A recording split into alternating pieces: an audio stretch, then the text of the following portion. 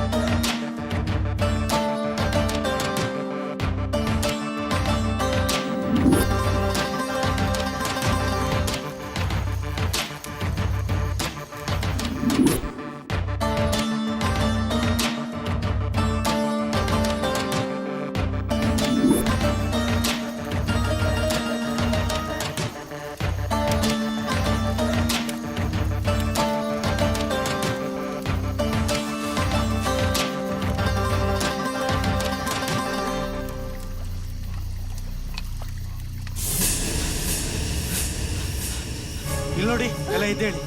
ನಾವು ಅಂದ್ಕೊಂಡಿರೋದೇ ಬೇರೆ, ಇಲ್ಲ ಆಗ್ತಾ ಇರೋದೇ ಬೇರೆ. ಆದಷ್ಟು ಬೇಗ ನಾವು ಕತ್ತಲೆ ಕೋಣೆ ಎಸ್ಟೇಟ್ ಕಡೆ ಹೋಗ್ಬೇಕು. ನಮ್ಮ MDಯ ಅಸಲಿ ಬಣ್ಣ ಇವತ್ತು ಬಯಲಾಯಿತು.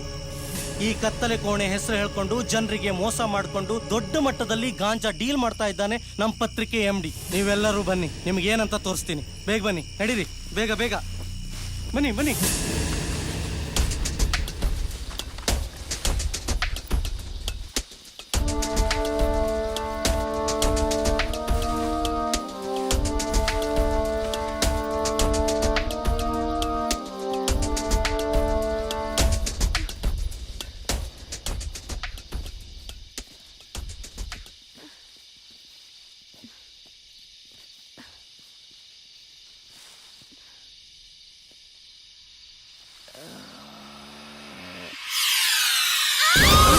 ಏನಾಯ್ತು?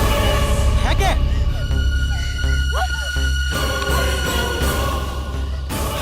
ಇಲ್ಲ, ನಿಮ್ ಕೈಲಿ ಏನು ಮಾಡ್ಕೊಳಕ್ಕಾಗಲ್ಲ. ನೀವ್ ಅಂದ್ಕೊಂಡಾಗೆ ಕತ್ತಲೆ ಕೋಣೆ ರಹಸ್ಯನ ಭೇದಿಸೋಕಾಗಲ್ಲ. ಇಲ್ಲಿ ಭಾವನೆಗಳಿಗೆ ಬೆಲೆನೇ ಇಲ್ಲ.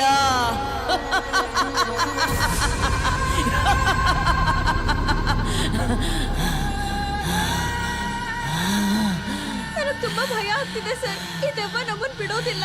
ಅವತ್ತು ನನ್ನ ನೋಡಿಸ್ಕೊಂಡ್ ಬಂದಿದ್ದು ಇದೇ ದೆವ್ವ. ದೆವ್ವನೂ ಇಲ್ಲ, ಏನೂ ಇಲ್ಲ. ನೀವು ಅಂದ್ಕೊಂಡ ಹಾಗೆ ಅವಳು ದೆವ್ವ ಅಲ್ಲ, ಕತ್ತಲೆ ಕೋಣೆ ಲಲಿತಮ್ಮ. ಹಿಡಿದೆ ಅವಳ.